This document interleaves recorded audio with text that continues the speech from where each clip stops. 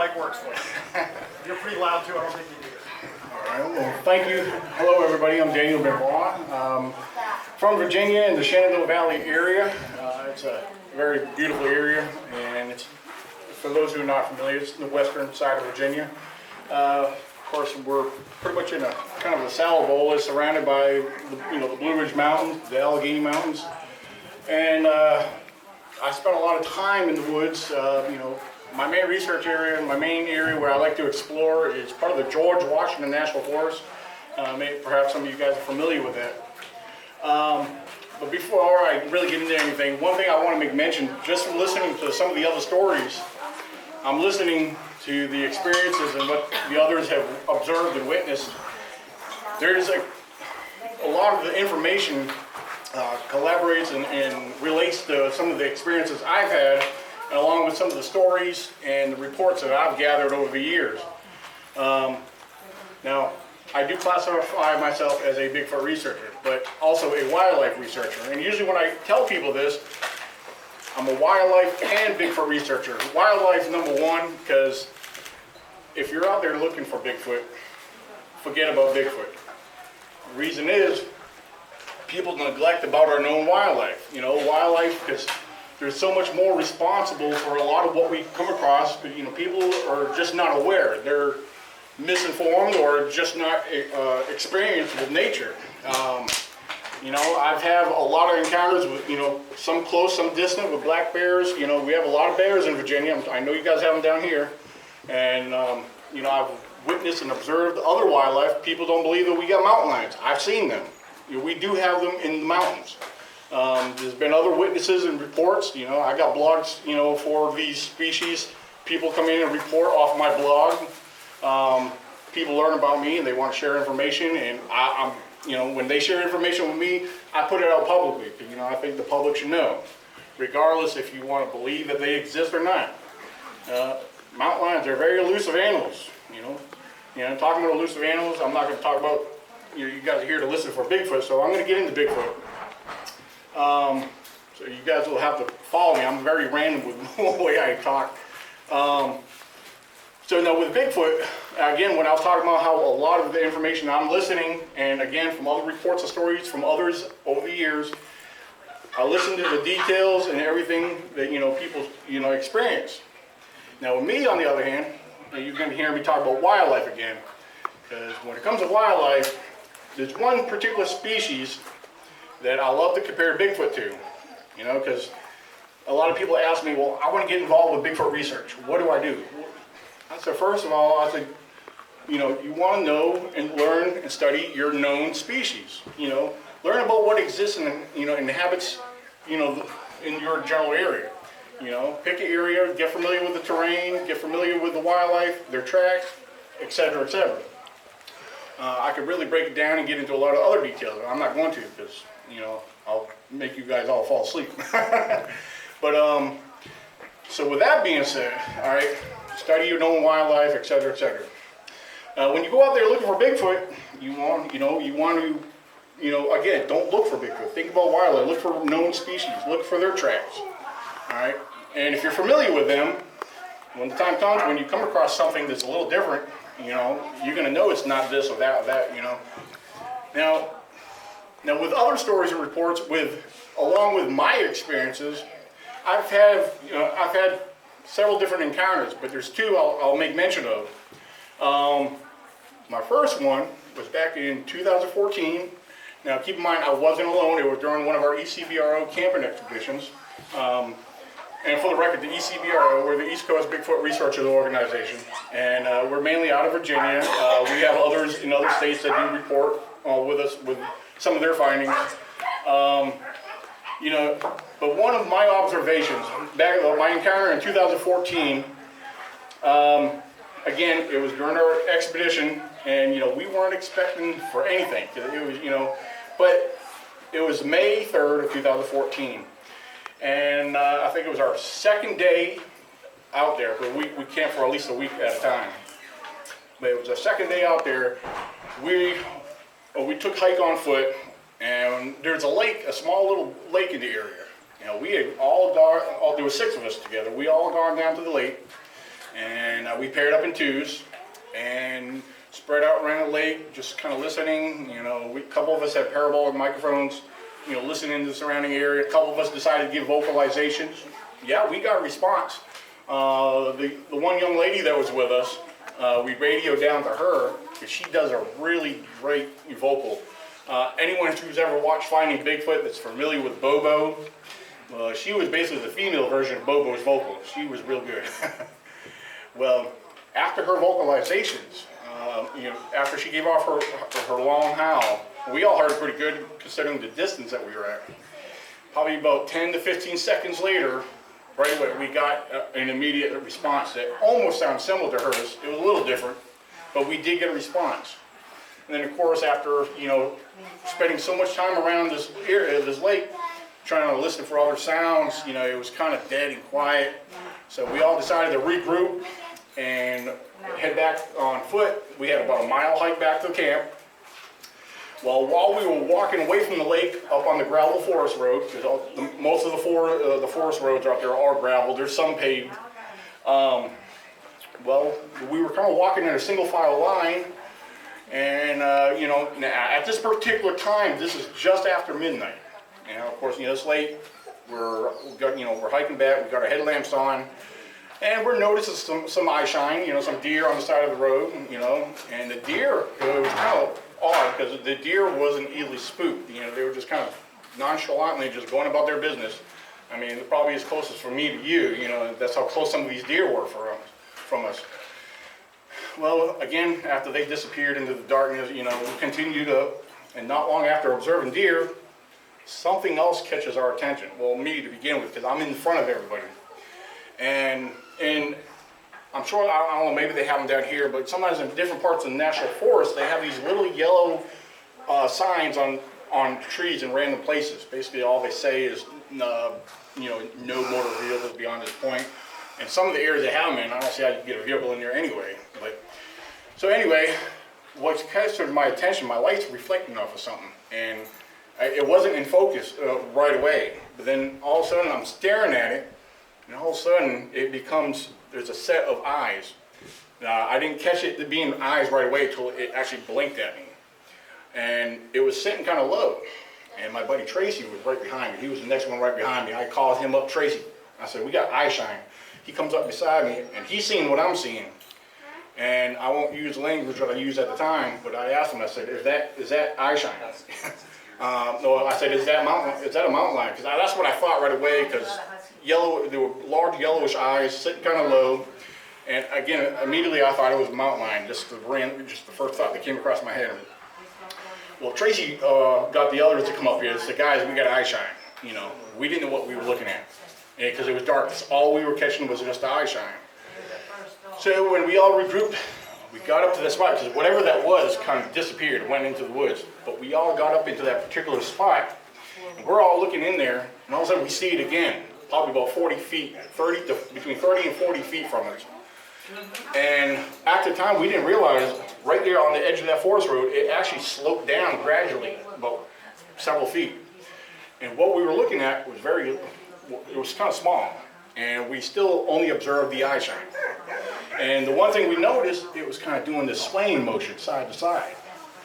And we're watching this and observing this, and I don't know, my mind's kind of blank, and then all of a sudden all these different thoughts are running through my head. What the heck are we looking at? And then after just a couple minutes observing this eye shine that's kind of sitting low, we noticed another set of eye shine, probably about 5 feet to the right of this one. And this one here was about 6 foot tall.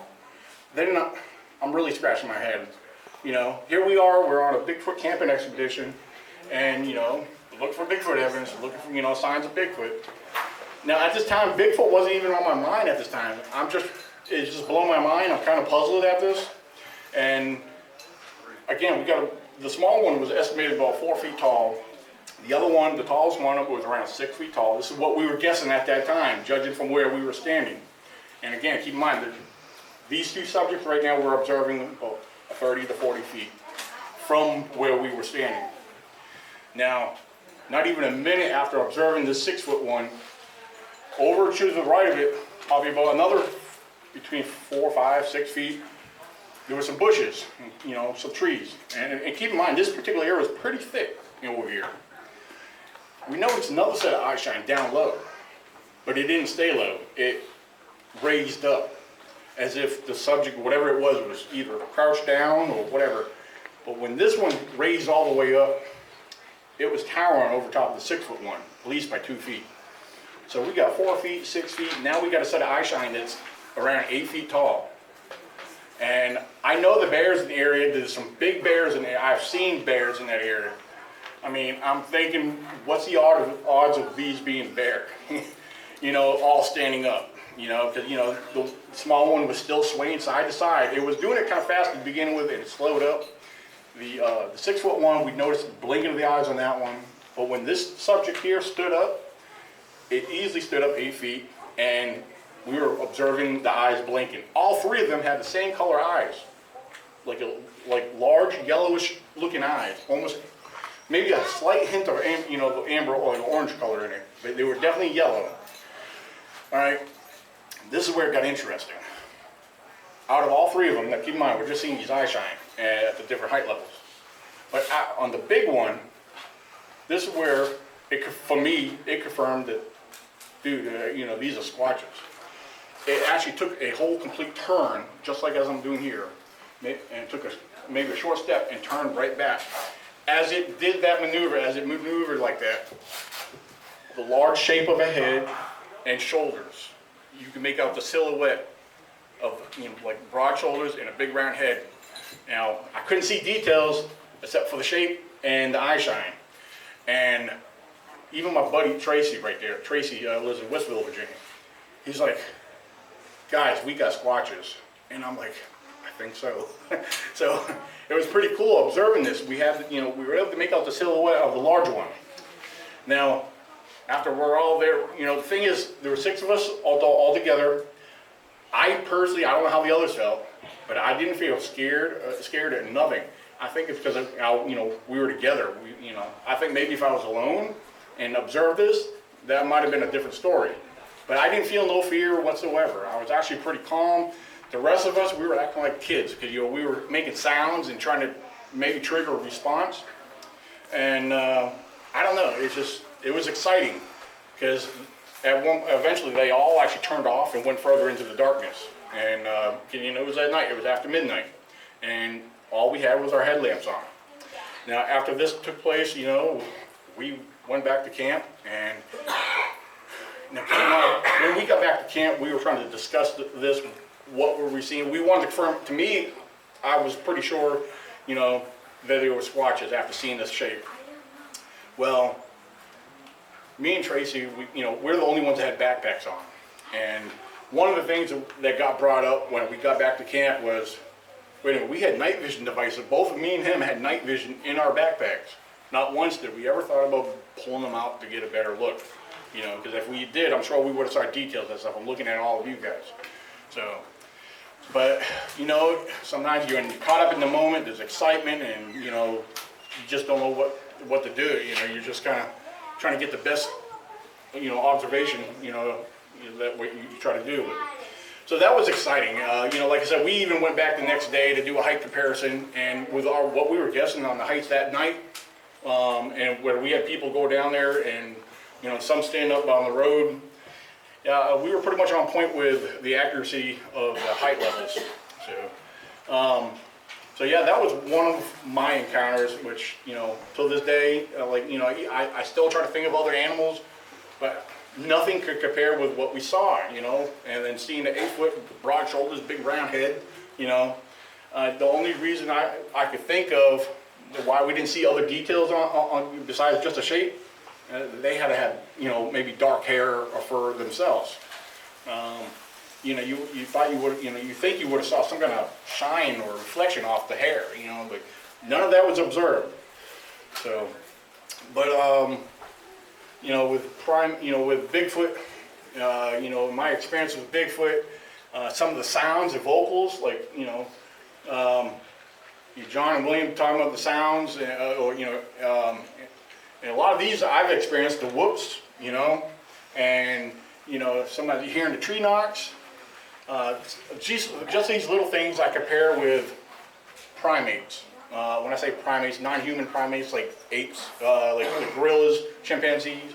You know, a lot of people don't believe. You know, everyone has their own opinion, which is fine. But I like to believe that I'm comparing my observations, my experiences with a known species that's known for doing something like this. I'm not calling Bigfoot a gorilla. I'm not calling him whatever. But in my honest opinion, I believe he may be some kind of, you know, unclassified primate. You know, is anyone familiar, or maybe not familiar with Gigantopithecus? You know, Gigantopithecus was a known primate. It was proven to exist, about 12 to 14 feet tall. He was more of along the orangutan side. Like if anyone who's watched the Jungle Book, King Louis, the newest Jungle Book, that there he was a Gigantopithecus. According to science, that's exactly what he looked like, you know, or a type of orangutan. I don't know if he was this big orangutan that just sat there.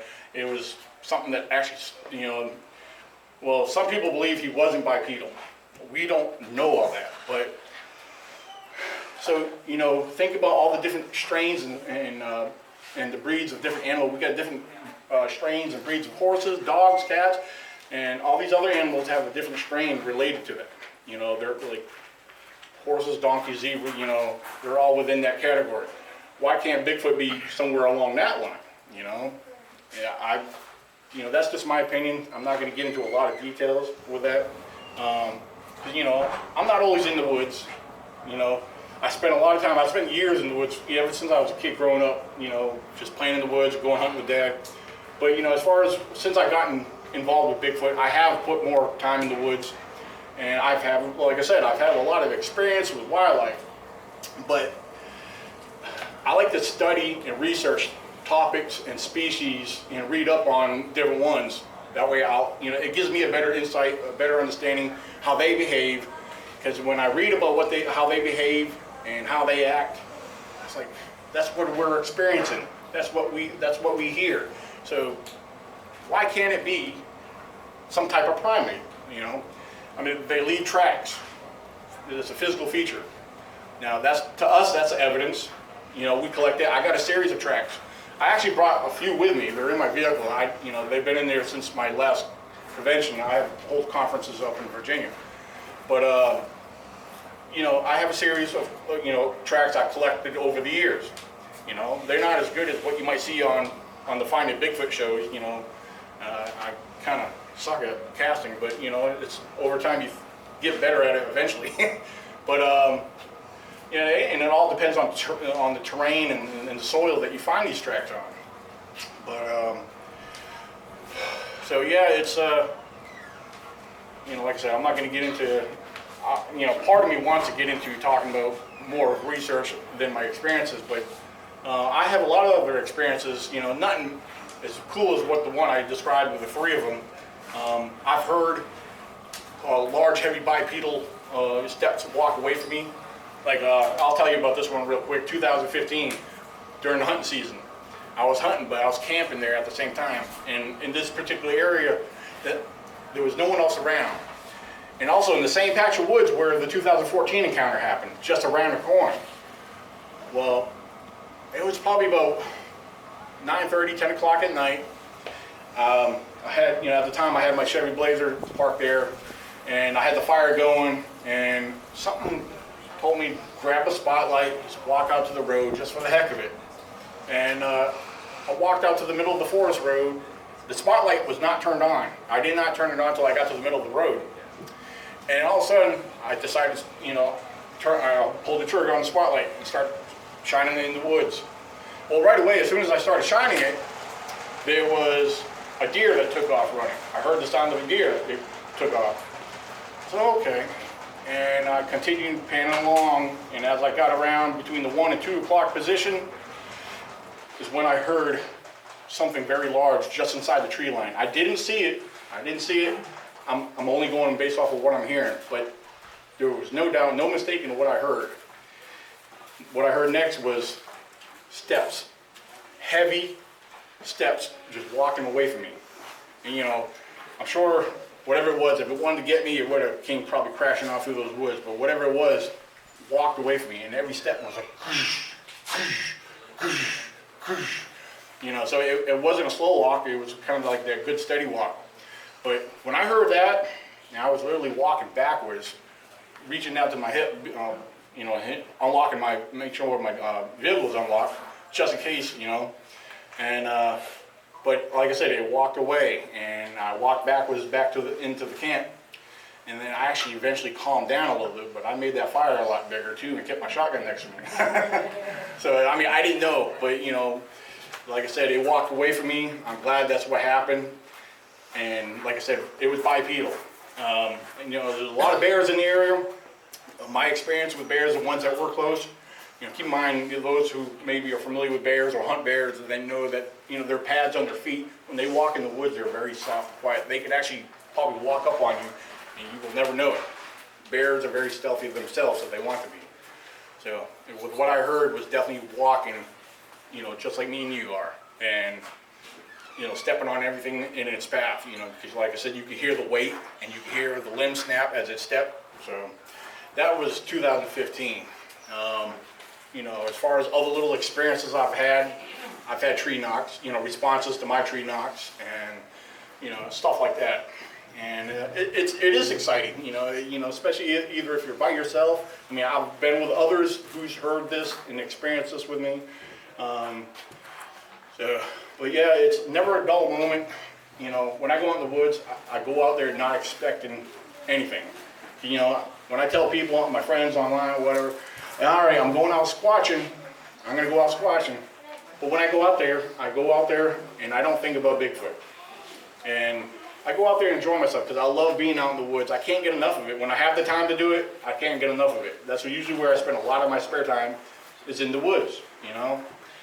Due to my job, I drive a lot, you know, and so usually most of the time on the weekends I'm exhausted, you know, and you know, it's hard to get the energy when that's all you do is drive, you know.